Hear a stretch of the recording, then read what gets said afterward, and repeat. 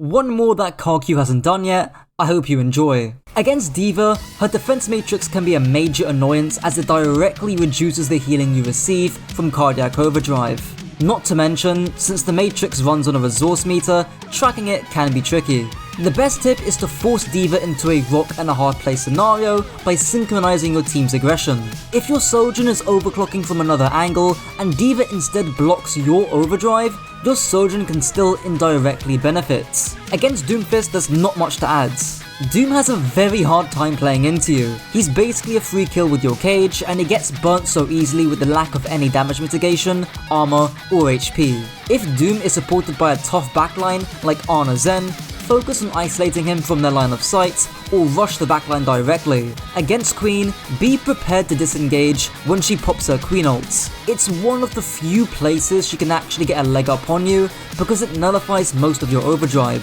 You can also cage her preemptively to force a 1v1 before she has the chance to use her Queen ult. I'm sure you've seen TikToks or Twitter posts joking about how brain dead the duel is when playing against yourself. It's just the two of you shooting at each other for 30 seconds. So how do you gain an advantage? Well, it's all about the overdrive. Now, using overdrive first or second doesn't really matter. What really matters is ensuring that their Mauga gets a subpar overdrive.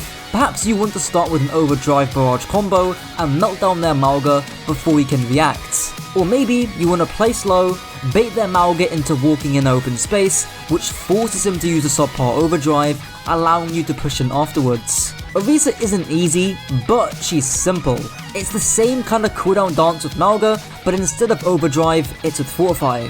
If your team has greater range, chip her down to trigger an early Fortify, then push forward with your own overdrive. The same idea works with the Brawl comp.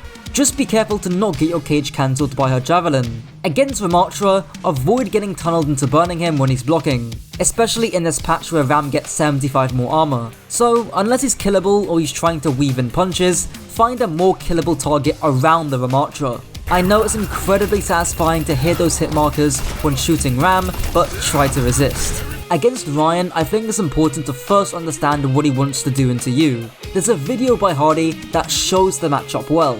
Essentially, Ryan prefers to maintain a distance, gradually wearing you down as you approach, and using a shield to strategically block your lifesteal.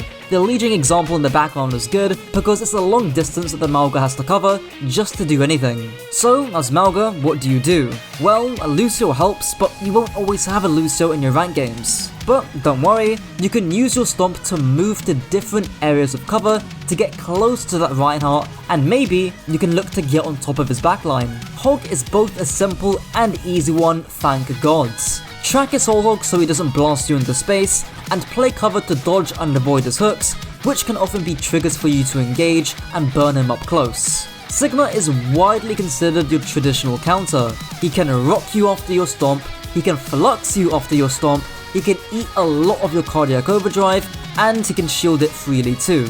Aside from team play stuff, the key here is actually landing your stomp. You'll get a decent window to land some good damage. Worst case scenario, you'll create some space and might take a hit, and in the best case, you'll panic and use his grasp too soon, leaving you free to push forward with your overdrive. On high ground based maps, I think Winston kinda clears Mauga. Unlike Doom, Winston has both armor and bubble, giving him extra breathing room. The key is to survive his bubble cycle and capitalize on his downtime. If he jumps at you and bubbles, force him out, and then keep chasing him and put him on the back foot, or you can start forcing the points. Check out my comprehensive anti-dive guide in the top right corner. Against Bull, the same advice about forcing him out kinda applies. Not much to say here, just burn him and force him out when he tries to engage on your team. Zarya is a non-issue. Her bubbles are her main defense, stopping the burn and preventing stuns. However, you can disregard that and play aggressively with the Lucio rush comp, or take it slow, bait her bubbles from a distance, then close him with a stomp and overdrive to take her down. You could even try and bait a bubble by faking your stomp. Oh, and I also forgot to mention, Overrun can pass through her grab too. Before I continue, just want to plug my coaching. It's been recommended by Spino, so that's how you know it's good. Check the top link in the description for more. Everyone already knows that Ashe pairs well with Mauga due to the dynamite burn. Against Ashe, however, she can be quite annoying. She can avoid you by playing distance on high ground, so what do? Either burn the enemy tank out of her line of sight, or clear the high ground she's using, which should force the Ashe to drop. Bastion is a non-issue usually. His turret will cause you the most issues, but a simple stomp disengage or just playing cover well should mitigate that 9 times out of 10. From there on, it's a simple matchup. Honestly, there's not much to say about Cassidy. Just avoid taking too much poke in the pre-fight, and if you're able to cage him while he takes an angle, like you see in this clip, take that opportunity. Against Echo, a duplicate Mauga can be your worst nightmare. We've seen this pretty commonly in the last month of pro play, so what do? Simply, just run. Maybe you cage first, then cancel it after you force duplicate, and then you run for the hills. Even better if you bait the Echo to chase after you in open space. Against Genji, not much to say here. Avoid taking his poke beforehand, and force his deflect from distance so he can't go in for a clean cycle. Hanzo is also not that interactive. Avoid directly stomping onto him, because he's always going to avoid it with his lunge, and he can cut back to high ground and melt you. Just focus on other, more accessible targets, or you can force the point with cover. Against Junkrat, you can clear out his solo flanks by just the power of brute force, thanks to your sheer damage and HP. Try not to ignore him, otherwise he'll bomb you or your team from a super annoying angle. Mei's biggest threat is her wall. If you're able to, turn around and burn a pillar as fast as you can. Also, try not to get baited into her blizzards. Just walk forward and save your stomp in case she tries to freeze you. We're all familiar with Pharah's classic overdrive barrage combo. Against Pharah, play tight to cover to avoid her poke, and if she takes a wide flank, you can set her on fire and mark her from a decent distance. Although not as potent, Overdrive Blossom currently grants the character double lifesteal, at least until the upcoming rework. Against Reaper, he just isn't that scary up close, unless you can't aim, because you're scary up close, so this shouldn't be an issue. You and Sojourn are never gonna interact. She'll farm railgun off you and she'll shoot a squishy target on your team. Not that complicated. Given her ability to slide to high ground and dodge you completely, it's just better to focus on more reachable targets. Soldier's got a nicer hitbox to play, especially compared to Sojourn. He's also got less burst mobility and hardly any verticality. If you see their tank is down or their soldier is playing within a killable distance, it's not a bad idea to go onto him.